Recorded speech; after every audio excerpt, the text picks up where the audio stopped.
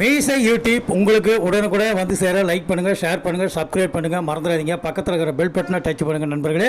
இதுபோல் தெருக்கூத்து ஆன்மீக செய்தி உங்களுக்கு உடனுக்குடன் வந்து சேர மீசை யூடியூப்பை தொடர்ந்து ஃபாலோ பண்ணிவாங்க. எங்களுக்கு இதுவரை ஆதரவு கொடுத்தவர்கள் இதற்கு பின்னாடியும் எங்களுக்கு ஆதரவு கொடுங்கள்.